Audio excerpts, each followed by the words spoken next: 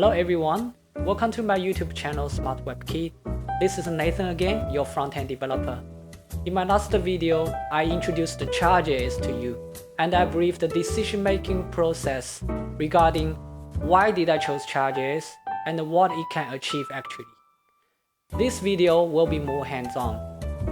I'm going to use Step 9 chart as an example, just to bring you some basic ideas how can we customize on Chart.js. Let's do it.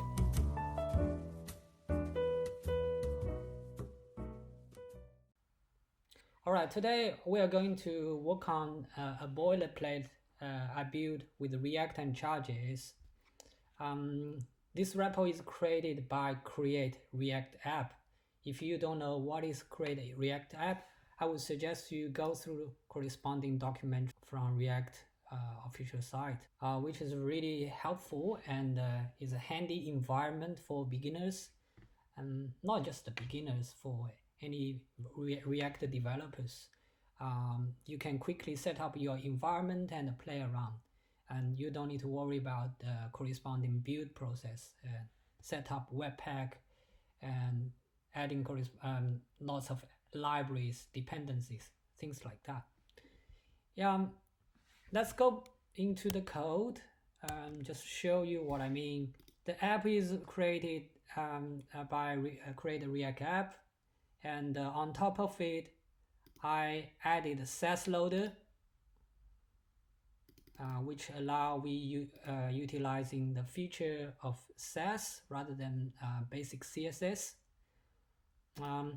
Also, I introduced the Bootstrap for layout. I just want to make things quicker, and so we can mainly focus on Chart.js rather than React itself. Also, React Chart.js 2, it is a React wrapper of Chart.js. And if you need to use Chart.js on React, you definitely need that. Right. Also, Hammer.js will be introduced later. That's for the bubble view where you need to see drag and drop effect. And the zoom plugin as well. This is also for the bubble view, which will not be covered in this video. Right. So we have a navigation here, which comes with two items. One is a line chart, the other one is a bubble chart. But we'll mainly focus on the line chart today. The header actually is a navigation. We will quickly skip that. Now, the main focus is in the line chart folder, where we have the default view set up. And from here, you can see the data you need to pass in as a prop is following this structure. It comes with a label and the data sets. It comes with the X and Y values, right? And it's not formatted, it's very raw, and no other styling configurations here, and just the background at the moment. It's very simple, raw default chart view. But what we want is something like this, where you see the number will be formatted. It comes with a $sign, and it definitely there's a comma to separate the number, and the X value has been added with days, so it's more meaningful.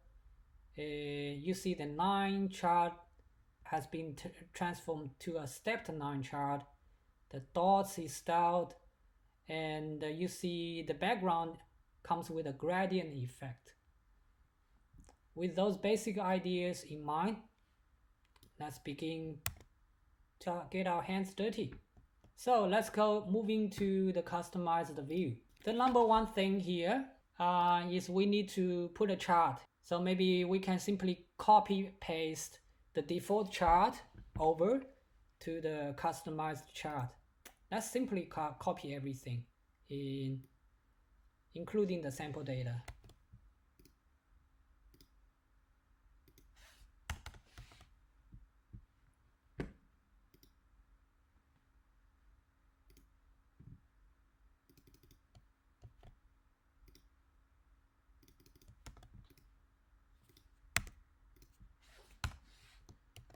but you need to import corresponding libraries 9 from React Chart.js 2 as well. I assume at this moment you should have a 9 chart ready. You see at the bottom we got something here. Now we need to start to customizing. The first thing we need to do, and a simple one, let's remove the legend. How can we do that?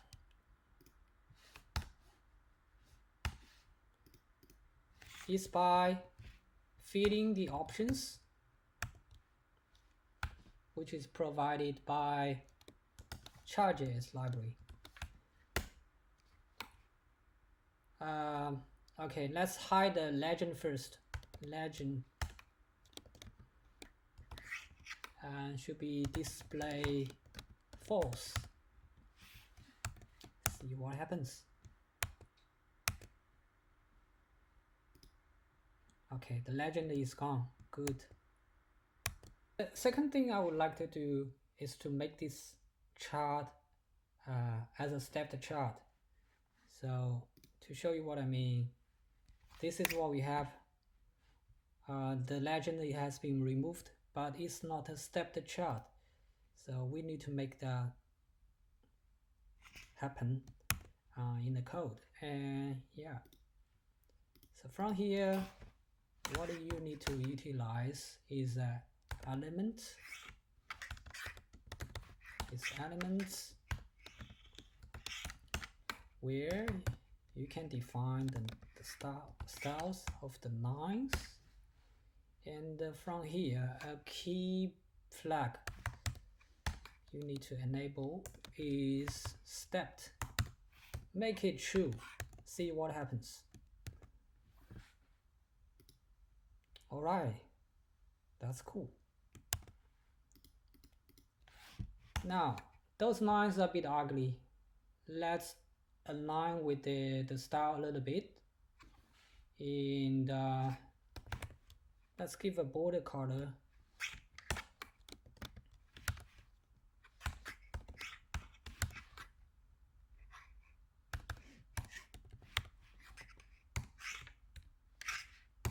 Also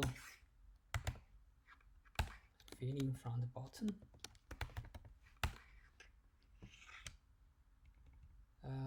Let's increase the border width a little bit. Make it 3. Things like that. See if that's making a little bit difference. Okay, it looks better. The next thing I would like to customize is the point style. Currently the point is very small, but we want something bigger. Let's do it. From here you can define the point options. If we put in the border color, make it the same, maybe slightly different. Let's give it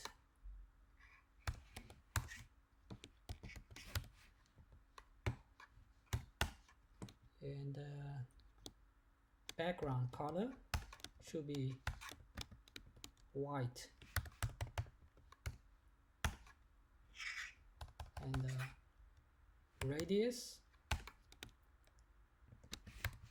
make it bigger, and the hover radius we can also define. So when you hover, it will have a enlarge effect. Make it 7. That's pretty much it. See how it goes.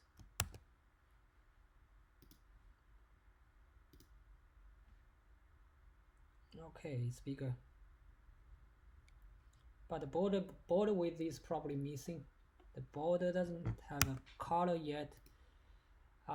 Let's put it, oh sorry, border color and border border width, make it 2.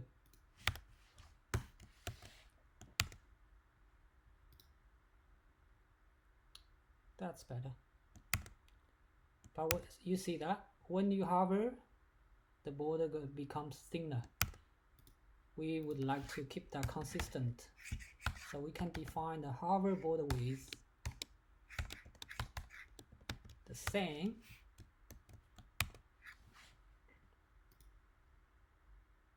Okay, that's better.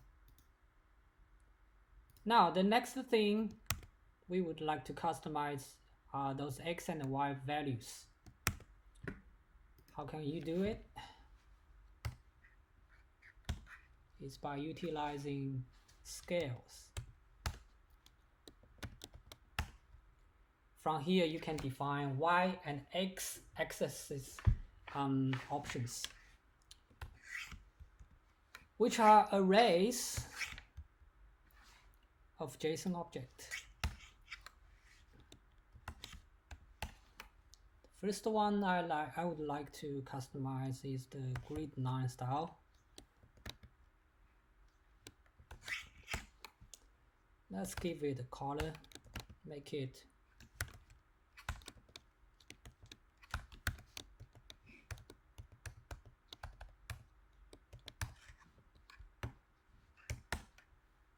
and non-width 209, color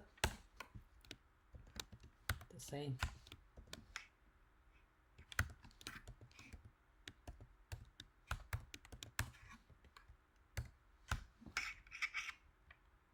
Okay, let's move to the ticks, which are the numbers.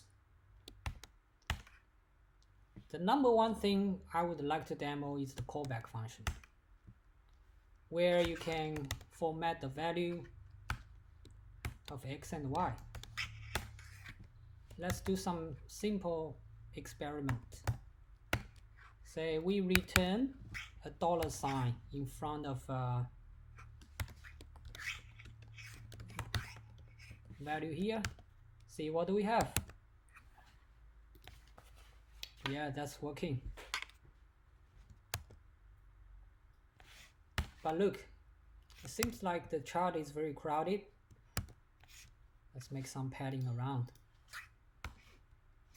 Using layout, padding, make it 20. Is it better? Yeah, that's better. Go back to the ticks. Say if you would like to customize the font color, you can do that from here as well, using my lucky number. How about the padding between the numbers and the grid 9? Make it 15. And the step size, what do we have currently? It's like a 200 gap. Let's make it bigger.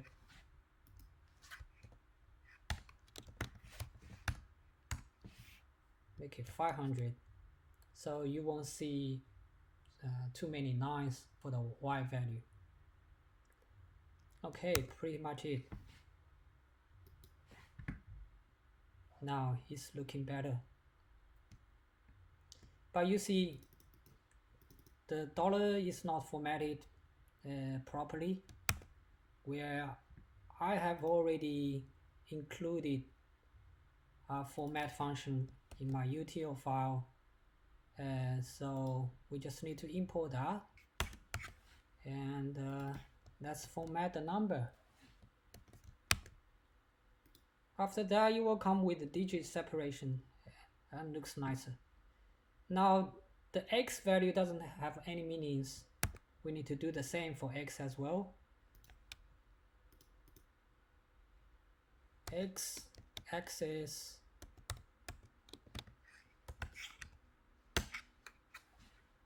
let me just copy and paste. Instead of adding a $sign, let's make it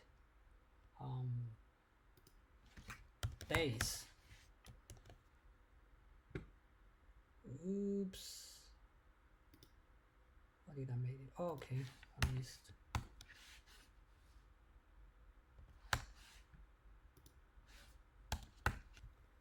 And the padding is the same. We probably don't need the step size here. And everything else is the same. Cool. Now the X value is formatted.